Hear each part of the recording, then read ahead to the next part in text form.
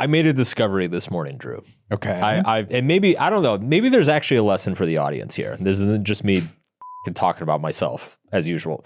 I am not a morning workout person. Nah. I can't. Same. I can't do it. I've tried on and off for years. And, you know, in the last year and a half of the business where I've been shooting a lot more videos and doing the podcast and everything, like there are days where I'm at the studio all day and I come home and I usually work out. I used to work out like 4 or 5 p.m. After work. And, you know, now I get home and I'm just exhausted. I don't want to do anything. I just want to like melt into the couch. And so my wife and a friend of mine, they were like, you know, you should really pick up the morning workout thing. Like it energizes you for the day and, you know, all this stuff. So like that's been one of my 2025 things is like, I'm going to become a morning workout person. And not working, huh?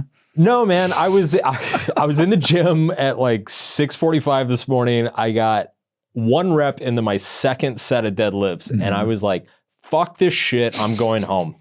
And I left. I feel the same way. I don't know what it like. I get up. I want to get up in the morning and I want to like start working on shit. I don't like. I'm the same too. My brain. I don't feel energized by it. I don't. My brain is super alive in the morning and my body is super lazy and tired. Yeah. So, and it's like I'm most intellectually productive, like say between 6 and 9. So if I'm spending half that time in a gym, it feels like I'm wasting that. Yeah. And meanwhile, I'm like physically making myself miserable. So yeah, it just felt like a very bad trade-off. Yeah. So as of today, I have abandoned my morning work. Hey, what's the saying? You set your goals in January, abandon them in February. Here we are. Consider it abandoned. Consider it abandoned. Yeah. But I did learn something about myself, which is actually what's most important. I think that is really important for people to understand though too, is to kind of work with your own personality around those kind of things. Like there's no right or wrong way to do it as long as you're just doing it, right? Right. Like, and I believe we're going to talk later today about like what can you actually change about yourself and what can't you? And I think this is, this is a huge thing, which is like recognizing that there is no one size fits all advice. Yes. Everybody's body is slightly different. Everybody's brain chemistry is slightly different. Everybody's lived experience is different. So if something's not working for you, let it go. Yeah. Stop trying. Let it go. Stop trying. That's let true. it go. Do you want to sing Frozen?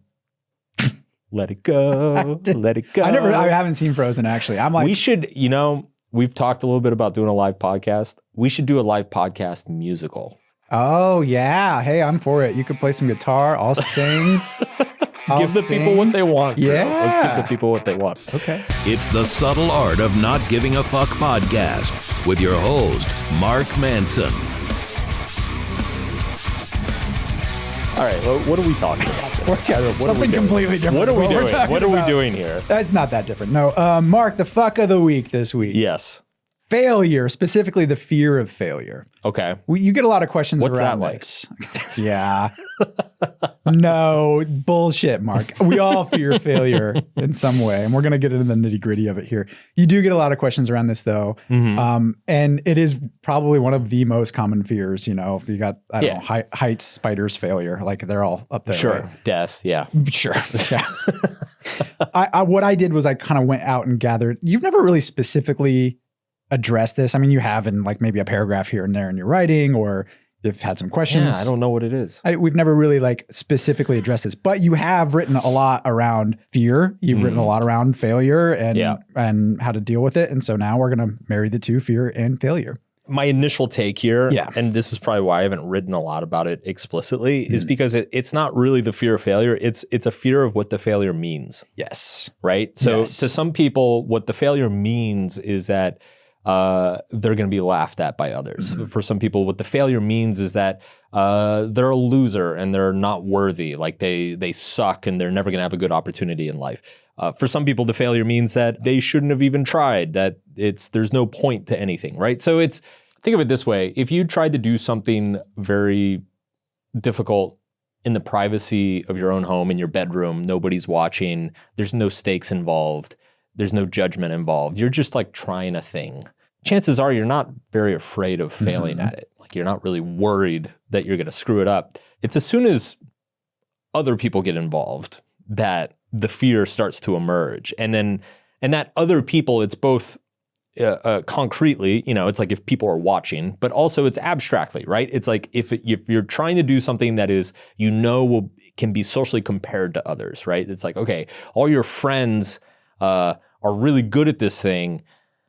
And now you're afraid to try it because if you're not good at it, you're going to feel worse than all of your friends, right? It's the social comparison and it's the status comparison that like is actually driving the fear. It's not the failing at the thing itself. Right. Yeah. And that's a point you've made in several different spots. You know, why we feel the failure, what you kind of alluded to there was one is the spotlight effect. We think people are paying more attention to us than they probably are. So that's a factor in this is that we tend to overestimate how much people are actually care if we're doing something or not, right? It's if all of our friends are experts at acro yoga and we try acro yoga and are terrible, we tend to overestimate how much they care and are paying attention and might judge us.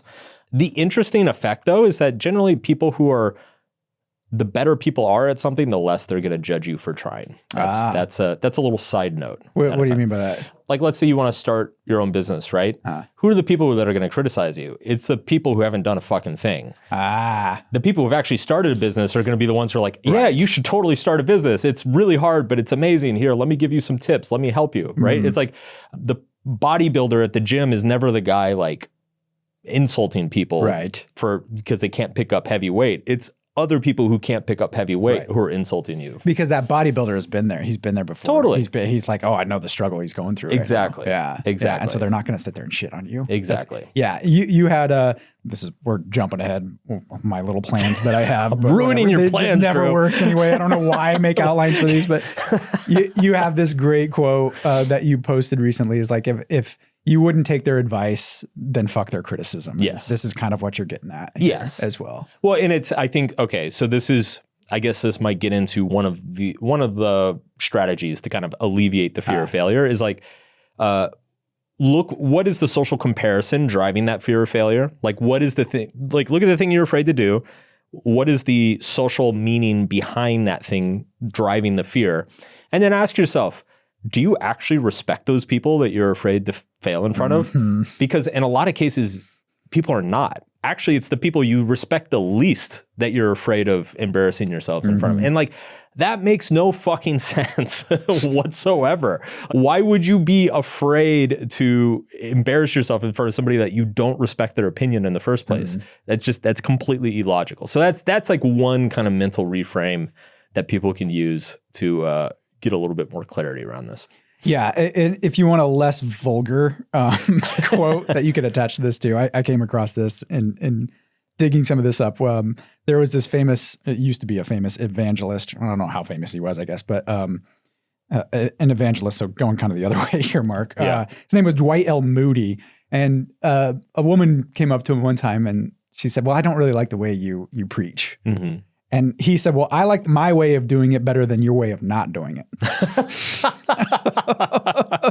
it's like, that's okay. That same sentiment that you're communicating with that. But I mean, it is always the people on the sideline who are the hecklers, right? What's the famous Teddy Roosevelt quote about the man in the arena, right? Yeah. It's like, it's never the other guy in the arena who's going to talk shit unless, it's a competition. But like, it's always people on the sidelines who are afraid to do it themselves. And the reason they are talking shit is because they're afraid to do it themselves, right? So it's like, the reason you're afraid of failing at it is because they're going to judge you because they're also afraid of failing at it.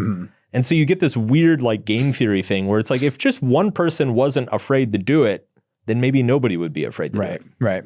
Yeah, but it does go back. So it's not the failure itself that you're afraid of. Like you've just outlined, it's the judgment, it's the rejection, it's the embarrassment. Yeah. And so those are the things we need to focus on. So another way to put it too, and I think you've said this in some way or another somewhere, is failure. The fear isn't the problem. It's the avoidance that's the problem, right? Avoiding even taking action in the first place is the actual problem there.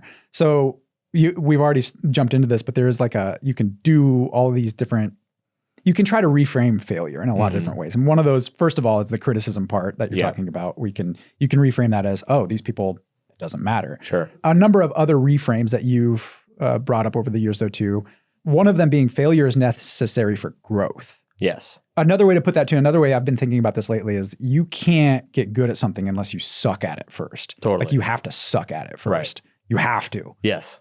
And like once that sinks in, it's like, it's so obvious, but Yeah, you have to suck at it. You're Like, just gonna have to suck at it. There's no NBA player that just woke up and started hitting every shot. Right. Like it just doesn't exist. Right. Yeah. Right? Yeah. The prodigies are the very rare exceptions, not the rule. Yeah. And even they, at some point they need to start working and failing and screwing up. So yeah, it's failure is a fundamental part of the process. And I think, and it's funny because again, in areas of people's lives where there is no social judgment,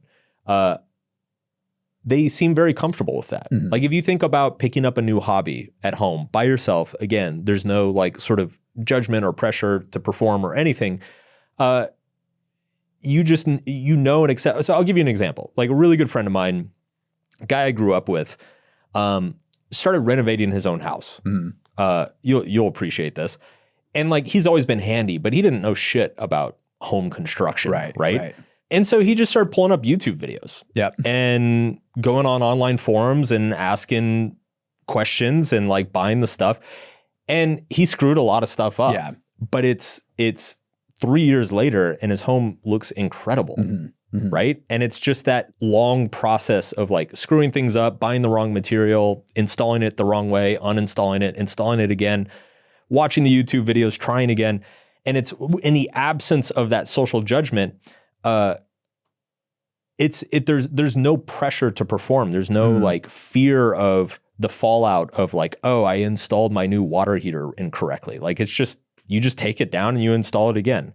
Again, we accept that in most areas of our lives where we don't have this status game going on in the background. It's as soon as that status game enters into our head that we start obsessing and becoming very neurotic about like, well, if I don't do it right, then, I'm a loser and God, I fuck everything up and nobody's ever going to want to hang out with me again. It's like all those narratives start growing and taking place. So I guess I've never thought about it this way before, but like, I think it's not too much of an exaggeration to say that like fear of failure or fear of action is an extension of relationship issues, essentially. Like the way you relate to people in your life, right? Like if you have a very unhealthy relationship with the people in your life or with what you believe is going to get you approval from the people in your life, that's going to drive the fear of trying and doing things. If you feel like you're supported and people care about you unconditionally, then that removes the downside costs of screwing something up, right? Like then you're not afraid to like install the water heater incorrectly. Like there's no consequence, Yeah. That totally checks out with me too. Because like all my friends think, oh yeah, Drew can come and fix this, and I always fuck something up. When I do it. Always. But then the thing is, like you have the confidence enough to go fix it. Yes. Like that's like I might doubt that I'll be able to do something, but I have the confidence that I'll be able to fix it if I do fuck it up. I mean, another way to put it is that like fear tends to occur in proportion to like the perceived stakes of something, right? Okay. So it's like if you perceive the stake, and this is where the spotlight effect comes in too, because like there are some people who do have supportive people around them, but they're just incredibly insecure and neurotic and think that like everybody's going to hate them all the time. And so if that's the case, then yeah, you're going to have a really intense fear of failure pretty much perpetually because you have this irrational sense that you're going to be judged for a ton of things that you're not going to be judged for. You also say though, like you have this kind of related to that, what you call the paradox of cringe. Do you want to explain that one a little bit? Do you remember that Remind me. Yeah. So I like it though. The cringeworthy moments of our lives often hold the seeds of our growth, basically. You call this the freedom to be misunderstood too. Yeah.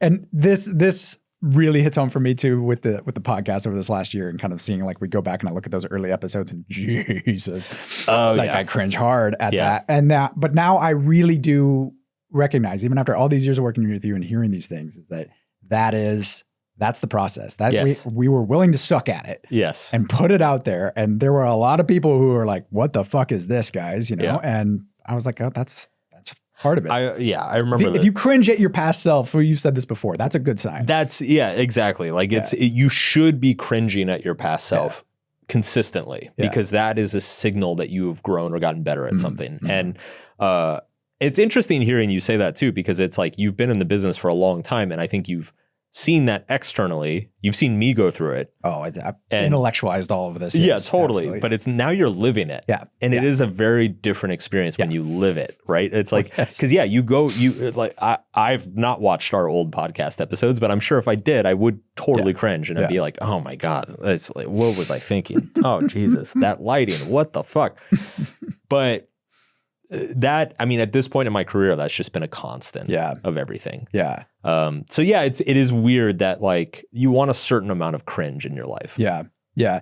You said something to the effect too at one point that the world rewards people who are willing to be bad at something long enough to get good at it. Yes. That I think too, that's a really good way to sum this all up. I think in those terms where if you're just willing to, you have to sit through the suck, you have to sit through the criticism and the cringe and all of that. Yeah. Some of the ways though that we can get into a little bit more of the prescriptive stuff here too.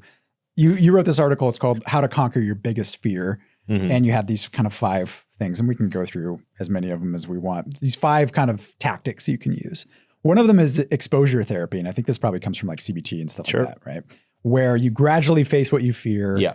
In manageable doses. Right. What's the advantage of that? So if you are, let's say you have experienced a lot of social anxiety. So it's what you do is you look for a sweet spot that feels challenging, but not overwhelming. Right. So if you experience a lot of social anxiety, actually we did a video with a woman who had social anxiety, and that video is basically just the exposure therapy over the course of 30 minutes or edited into a 30-minute video. So she had extreme social anxiety. So the first thing was to we took her to a mall and just had her talk to a few, like small talk with strangers and kind of ask a couple awkward questions. And at the time that felt absolutely terrifying and difficult, but it was also manageable. It didn't seem outside the realm of possibility, and then as the video goes on, we like put her in more intimidating situations slowly, but surely.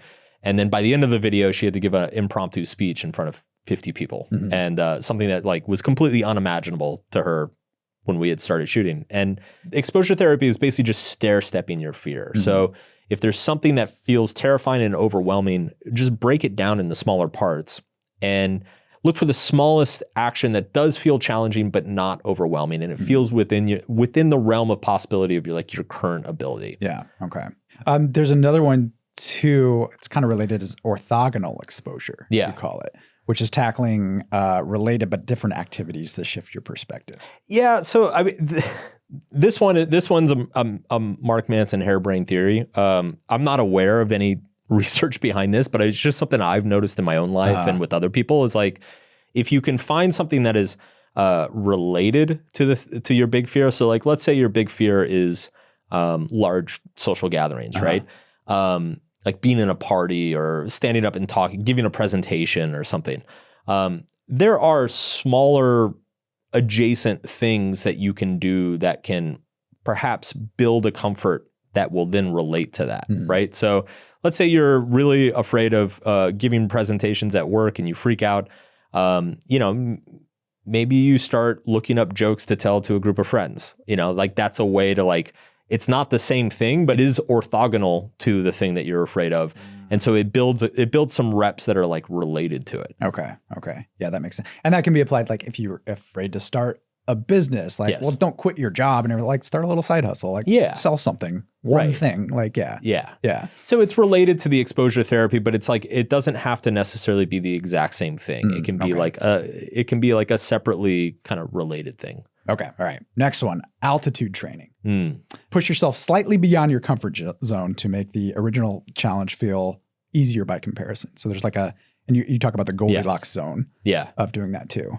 So we have another YouTube video where I do this with a guy who his issue was he just was uptight and, really, really like perfectionist about everything in his life. And I put him through the most extreme, absurd circumstances repeatedly. So we finished that video. I think I made him put on a chicken suit and invite strangers skydiving. And it's like turning up a volume knob to 12 and then once it gets turned back to the 3 or 4 that was bothering you before, it feels so quiet and simple and easy that it's just like by comparison, you kind of ask yourself, you're like, why did I worry about this stuff before? There are strategic places to do that. right? Like if I would say if it's a anxiety related issue, you probably don't want to do that. But if it's more of a difficulty like letting things go, or it's like a control issue, or if it's just like there's like kind of a low level intimidation or procrastination of something, like that can be effective. Like you just dial it up to 11 and then bring it back to where you actually want it. And then when you bring it back, you're like, oh, this is actually easy. So a simple example from my own life, back when I was dating, and I was, like a lot of young men, I was intimidated by dating, or found it frustrating, or often found myself in front of attractive girls who like I didn't know what to say. I went and lived abroad, and I like tried to date girls who didn't speak English, and I didn't speak their language. And it was so fucking impossible that when I came back to the US, like a date with an American girl was so easy. I was like, this is fucking gravy. Yeah. I'm like, this is nothing. Yeah. So that's one example. Okay. Okay. Yes. Well, actually, okay. So the next tactic is making it fun. Yes. Gamifying it. Bring friends in. I think that's a big one. Make it funny in some way. Take small failures as a badge of honor, like you did with the rejection game or something like that. I think that's a really good way to go about it. Yeah, and it's kind of funny to suck at something. Yeah, right. Yeah. Like if you don't take it so seriously, I think you're absolutely right. Like, oh God, look how bad I suck at this. This is hilarious, right? Like I'm thinking about so I'm just thinking of like handyman stuff. I guess from the previous example, I remember like a number of years ago. My mom was moving, and she asked me to like hang up a towel rack, and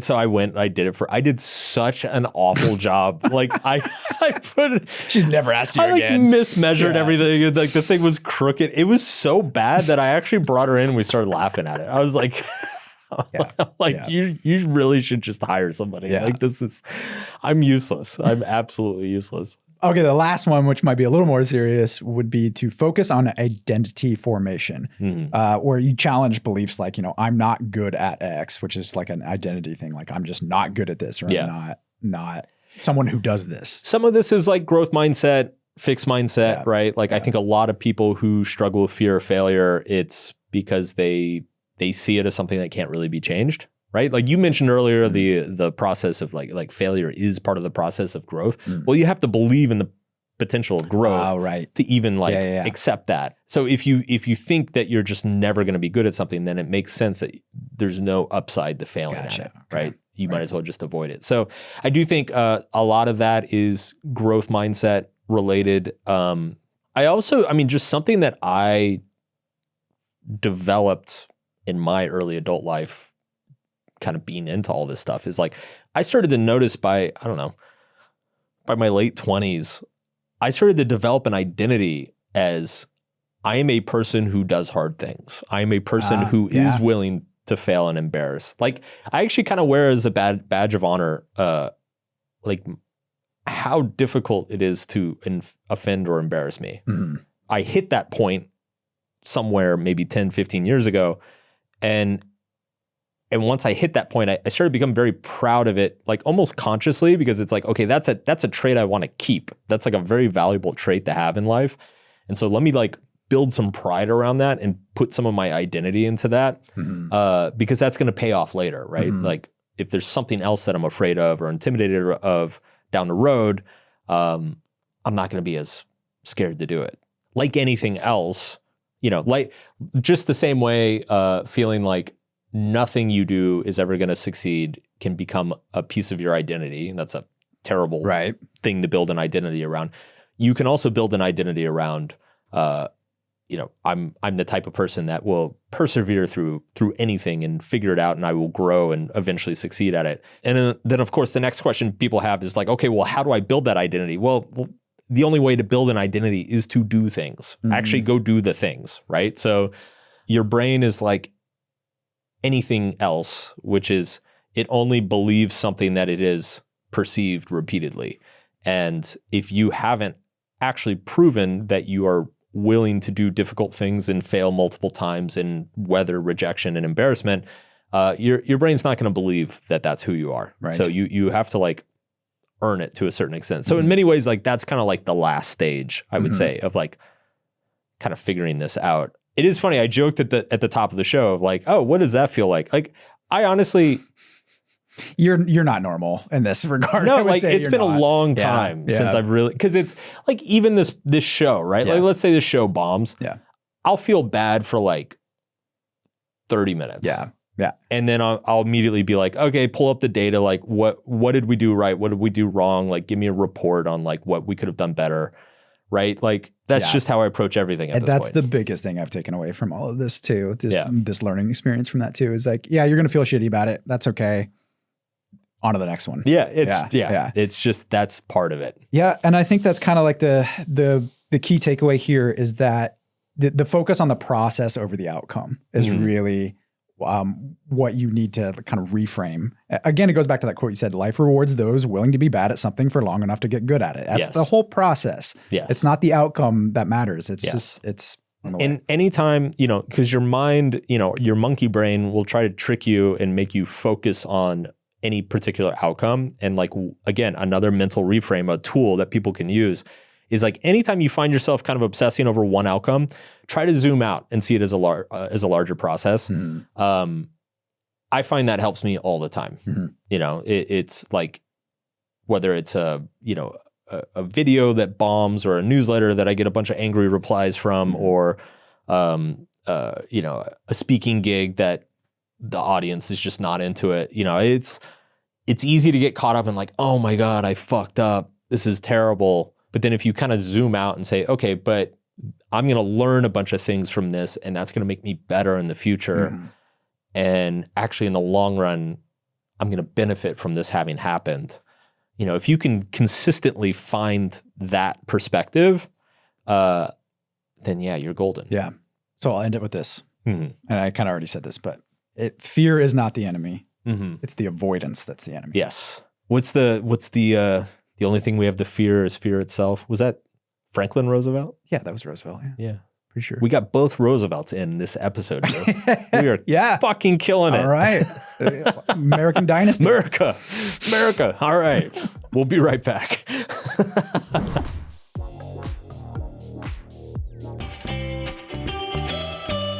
All right, we're back. And we are going to talk about some bullshit. What are we talking about today? Oh, the brilliant bullshit this week. Mark, is boredom the key to creativity? Does boredom make you more creative? Okay, I was just going to say the key or a key. A key. Can boredom make you more creative? We've danced around this a little bit. I'm going to preempt all this by saying this is an area I'm not familiar with the research, so I'm going into this purely blind and based on my personal experience. Yep. I think boredom probably is helpful for creativity, but it's not necessary. Oh, okay. That would be that's my initial take. Okay. I'm curious to see where I end up at the end of this segment. Okay. Yeah. I'll tell you a little bit of what I found on this. Okay. And then we can reassess that. Okay. Okay. Let's see what that is. So it does turn out that there are some studies that show inducing boredom in people can make them more creative in certain ways. Now, they've measured this in a couple of different ways. One of them is by measuring what they call divergent thinking. Okay, which is being able to come up with a lot of different examples or solutions to a problem or something like that. Sure. Many different. So, for example, anyway, there's this one study where they found that if you assigned a group to a very boring task like copying down phone numbers from a phone book, they could come up, and then later you give them, come up with as many uses for a plastic cup as you can. Those people who had a boring task rather than watching like an entertaining movie or something like that, they came up with more ideas and more like varied ideas as well too. Okay, so that's like divergent thinking. Okay. And then they did a follow-up study with that too, and they're like, okay, let's make them even more bored. I mean, this is poor college kids probably who came into this, right? They're like, as if copying down phone numbers from a phone book wasn't good. Like, don't even copy them down, just read the phone book. Oh, that's my what they God. wanted to do, like reading the phone book, right? Okay. And that was even better. They came up with even more ideas and better ideas from that too. Okay. Now, there's also what they call convergent thinking, which is if you have all these disparate ideas and you can come up with a one solution for them. So a common research paradigm for this is like, I'm going to give you 3 words and you have to come up with one word that ties them all together. So for instance, string, cottage, and goat. What word would you come up to unify all those? Cottage cheese or cheese would be. Cheese, yeah. So that's called convergent thinking. Okay. Like how quickly and how well can you come up with those types of solutions? Same type of thing. If you make people more bored, they're better at that too. Okay. Now, but the thing is, I'm very bored right now, so that's why I nailed that. That's why I nailed that question. Okay, well, spice it up, Drew. Actually, that's really a really good little transition here to what another thing that they found in studying creativity and boredom is that there's state boredom and there's trait boredom. So the state boredom is like a temporary. We're going to induce temporary boredom in you. You don't have anything else to do, and we're just you're phone bored. books, yeah. Yeah. Then there's trait boredom though too. Okay. And so there's people who are just more prone to boredness. They just get bored super, super easily. Yeah, I'm going to raise my hand. I was just going to say, let me see if this sounds familiar to you, to anybody here. Yeah. Trait boredom is you're more likely to get bored in situations. You find things unstimulating. Things are just boring to you, basically. That's trait boredom. And what they found is mainly that people who have this trait, they're higher in boredom proneness, I guess. Okay. That's what they call it. They're higher in that regard. They're not as creative. Okay. Which seemed weird. I was going through this list of like trait boredom. I'm like, this is Mark. You get bored so easily. You get bored so easily. Yeah. Mark. You do. And I'm like, that's weird though. He also comes up with a lot of like creative ideas. See, I always thought my creativity was like the solution to my constant boredom. That's actually kind of what they found too. Okay. Was that more recent studies, within the last like year or two, more recent studies came out, and if you have, you can protect against that if you have a high learning goal orientation. So you are very goal oriented person. A high need for cognition, which is like you like to think about things and wrestle with complex ideas in your mind. High openness to experience. That's definitely you. And a high internal locus of control. So you think you have to have all those things? Well, those four things can contribute to. Gotcha. So those are like moderators. They'll moderate that whole relationship. I think you're high on all four of those. For sure.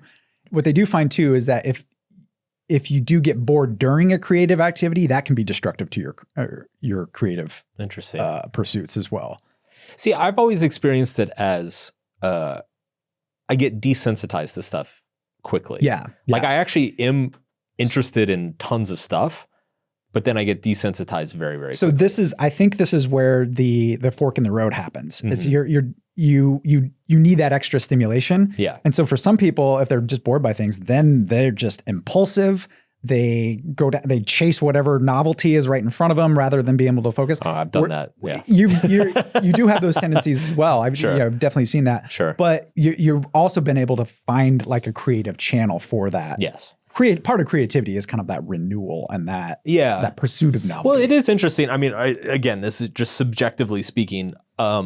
If you hang out with a bunch of creatives, if you go to a party with a bunch of musicians, I mean, there's a lot of novelty seeking going on all the time, right? Yeah. And there's all sorts of stereotypes of artists, being alcoholics, drug addicts, sex addicts, completely impulsive and self-destructive and all sorts of stuff. And so it does strike me as logical that a lot of creativity is driven by this just constant need for stimulation, right? Mm-hmm.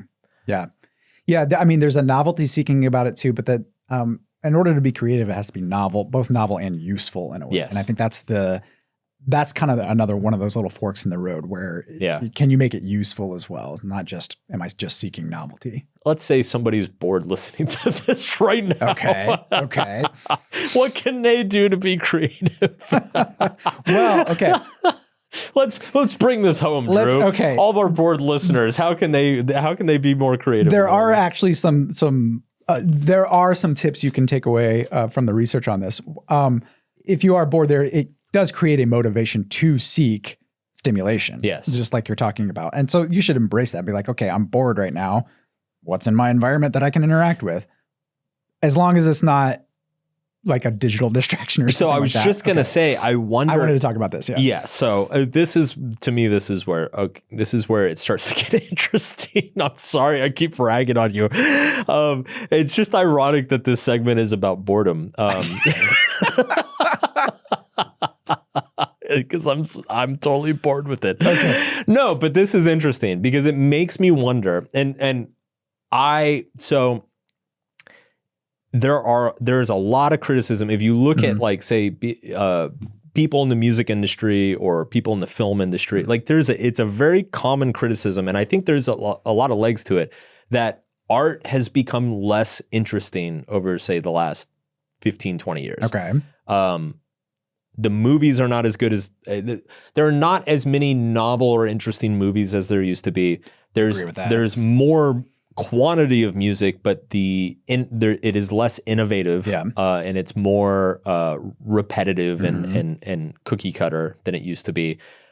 You're seeing this criticism happen in most of the artistic fields. I think there's probably two aspects of this. One is just that everybody has access to so much stimulation that as soon as somebody finds something that is able to cut through all the distractions and really engage a large number of people, everybody else quickly copies it. And so you get this effect of just like everybody's copying each other. Everything sounds the same. Everything looks the same. All the stories seem the same. But I also wonder if there's a factor of this. It's just that like a lot of creative people aren't as bored as they used to be. Like if you're a screenwriter, you're probably stimulated all the time and are exposed to stuff all the time. And I've noticed this a little bit myself as well. Like I definitely, I mean, there's an age component of this, but like I definitely don't find myself having as many novel ideas today as I did, say, 5-10 years ago. And some of that's age, some of that's experience. It's like the more novel ideas you've had, the harder it is to have the next novel idea. But part of me wonders is if I'm just like stimulated all the time. Well, you mentioned in the podcast with Arthur Brooks that you have a lot of good ideas in the shower. So I think that is probably part of it. Yeah. That's the cliche is like, oh, I have all my best ideas in the shower. Well, yeah, it's because you have nothing else to do. Yeah. But think in the shower, right? It's true. I get this too, though. I feel like, oh, if I'm not sitting in front of a computer, I'm not working. I'm not doing something. But then I'll just be like on a walk or something. Lately, too, the last few weeks, if I've been like in my wood shop or something, I haven't been wearing headphones. I haven't been listening to podcasts while I'm in there. Yeah. Because another thing that Arthur Brooks said during that podcast was what you're doing is you're pushing all of those ideas out of your head while you're, if you're listening to a podcast, you're watching a video or whatever it is, you're not allowing your brain to just think. Yeah. And so I think there is something to that, definitely. It's interesting because podcasts have definitely kind of infiltrated every nook and cranny, right? Exactly. It's like if I'm just walking to the corner store, I like put on a podcast. Flip one on. Yeah, I've been trying not to do that as much. Yeah, I love podcasts. I do too. I wonder, maybe I do an experiment. Maybe we do like a month of like a little bit of a content detox or something. Maybe I do that, like a stimulation detox. Maybe I should experiment because I've experimented with that in the past. Like 3-4 years ago. And sure, it was nice. Like there were some nice, like little marginal benefits, but it wasn't, when I've messed around with stuff like that in the past, it was never a significant enough benefit that I was like, oh my God, this is life-changing. It was just kind of like, oh, well, that was interesting. I wonder if I tried it now. Because I just feel like every year, the volume knob on the quantity of content and the stickiness and engagement of content goes up. And I have definitely found in my own life that it's just like, I am being stimulated from the moment I open my eyes in the morning to the moment I close them at night. Yeah, same. And I wonder what it's like to not do that for a while. I mean, I think this is maybe a cop out a little bit, but I think there is a balance you can strike there. Like I think you need the inputs coming in. You need to consciously take time to just not have any of it. Go for a walk without headphones or your phone or anything like that. Or sometimes if I'm just driving down to the store or whatever, I won't have any music on in my car or anything like that. And just, what's funny is like, I used to give the advice to cut out distractions. Like it was a similar version of this advice, which was just like, we tend to get sucked up in bullshit. We tend to get like doom scrolling and all this stuff. So like really get conscious about who do you follow online? What do you listen to? What do you read? And be like very selective about those things and just like cut out all the other stuff, which I have been and I still am a big proponent of that. what is new and recent is that I'd say in the last year and a half, I do feel good about all of my information diet. Like I feel like all of the stuff that I follow and consume is good stuff. It is interesting. It is smart people that I trust. But I've hit that saturation point where like I literally don't have more minutes in the day. Right. And that's a first, right? Yeah. Like it's no longer, I'm no longer doom scrolling TikTok in my free time. Like I never really did that a whole lot. Now it's just like, I don't have enough time to listen to all the podcasts I want to listen to. I don't have enough time to watch all the YouTube videos or watch the shows that my wife and I want to watch. Like it's just, I don't have time for everything anymore. And maybe we go the other way and just like cut stuff out even further and see what happens. So I've heard extreme examples before of like writers. So they're planning to work on a book. They're going to write a book. They'll take like 2 weeks and do nothing but just like sleep. Yeah.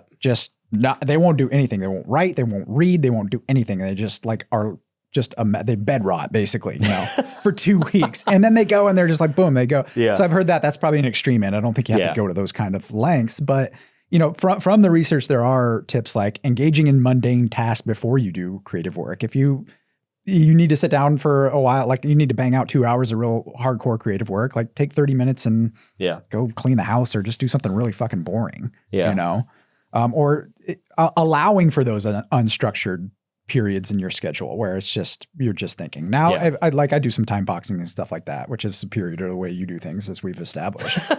And I'll put a time box in there, 30 minutes of it's just called flex. And I'll just like kind of sit there and do that. I remember seeing that Bill Gates had a thing called Think Week, which is he'd go to a cabin with a stack of books and no phone. And he'd do it once a year. And he'd spend like 5 days just reading and writing and sitting, staring out the window. Didn't you try to do that recently and it didn't really work out? It was a fucking failure. It was a massive, massive failure. Well, but there were other reasons for that. Maybe I don't know. Yeah, there were other reasons for that. I don't know. Maybe start with a day or an afternoon or something. I think afternoon or think day. Cool. All right. Good talk. That was stimulating. Thank you. My brain is satisfied. My dopamine is churning. So thank you. You're welcome. You're very welcome, Mark. We'll be right back.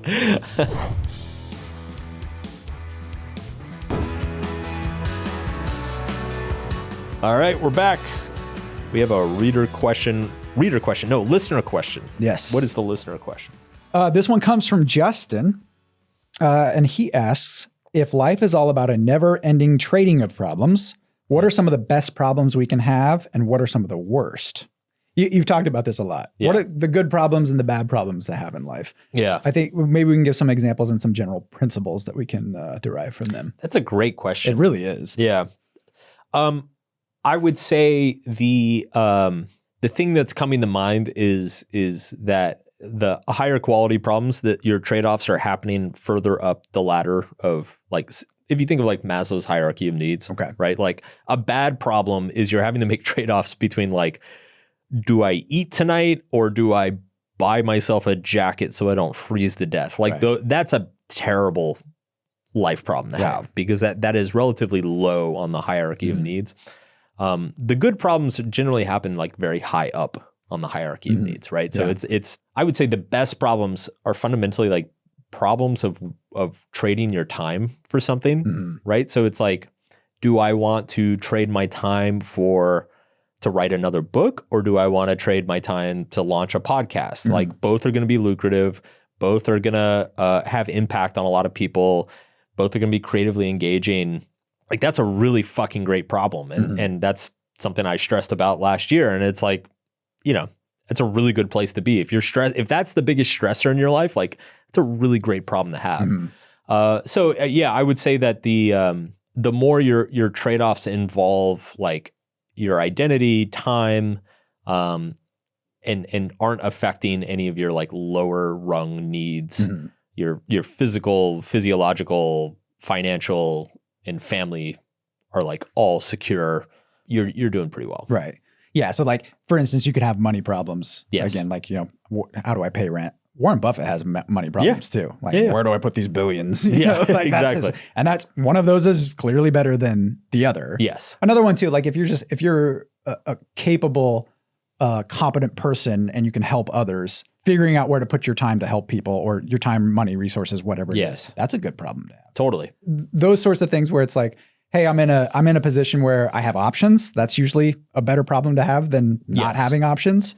A quantity of options is generally going to be a better problem. There's always going to be a trade-off. Yep. But you get to choose the trade-off. That's a good problem to have. I would say problems of leverage versus, say, linear problems, right? So it's like a leverage problem is I've got all this money. I can either invest this in a retirement account, or I can invest this in my friend's startup.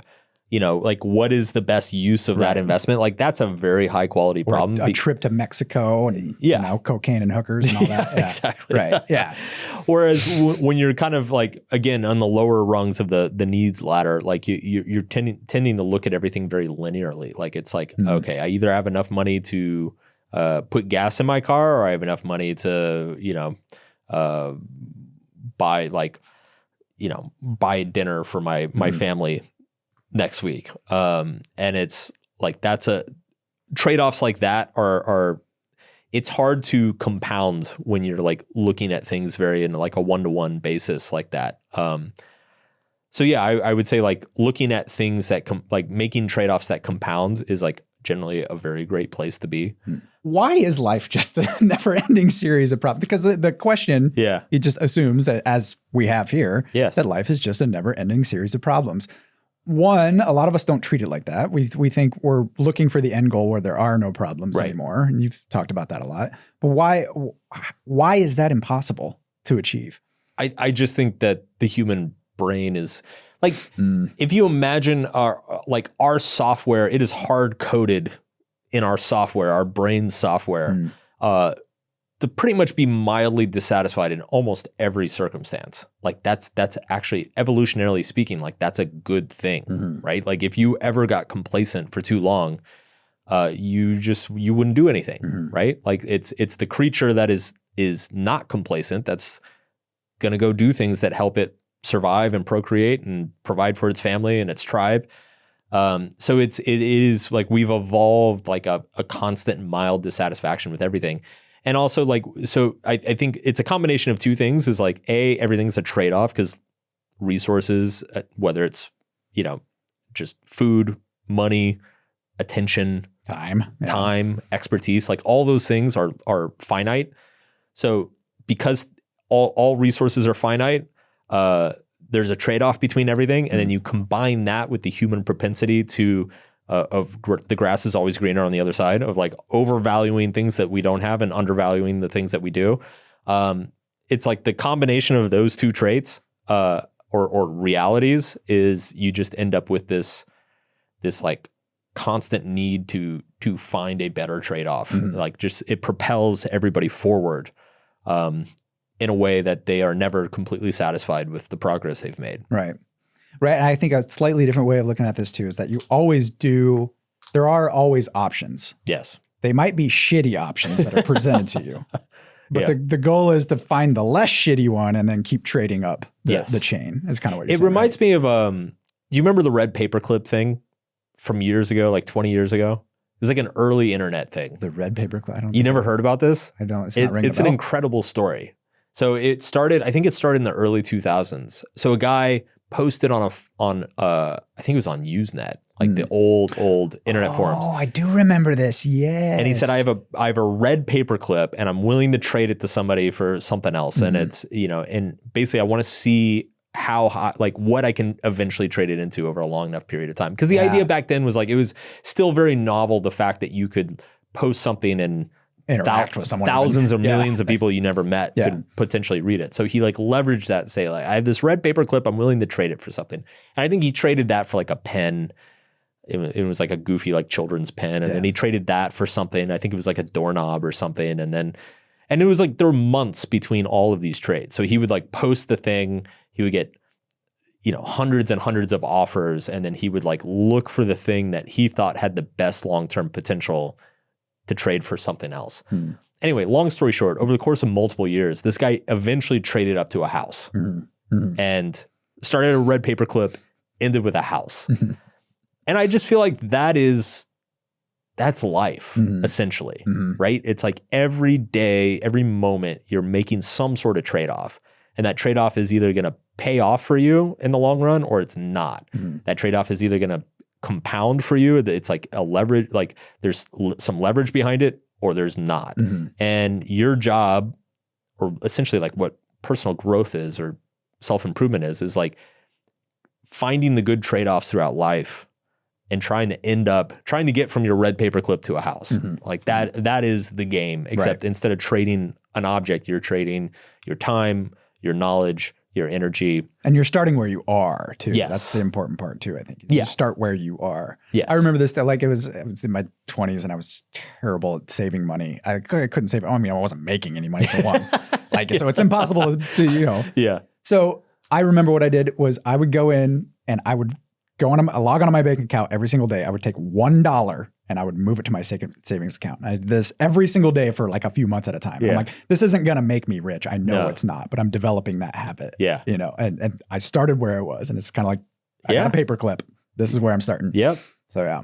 Yeah. And the beautiful thing about life is that that ladder of trades, it extends infinitely in both directions, right? So it's like literally if you are on the brink of starvation, there's some sort of trade-off you can do somewhere to like find the next meal or whatever. And then if you're Warren Buffett, Warren Buffett is still actively trading in the markets, right? Trying to find the next big trade for himself. So in his 90s, my God. Yeah. So it never ends. That is essentially life.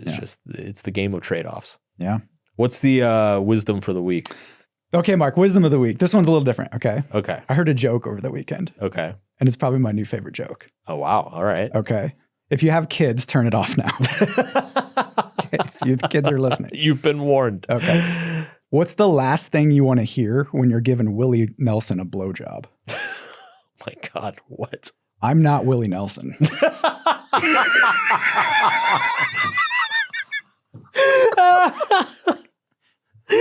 That is so funny. Yes. That is so funny. That is a funny joke. Yes. That's my new favorite joke. God damn, that's wise. That's so wise. That's all. We'll be back next week, folks. You're welcome. The Subtle Art of Not Giving a Fuck podcast is produced by Drew Burney. It's edited by Andrew Nishimura. Jessica Choi is our videographer and sound engineer. Thank you for listening, and we will see you next week.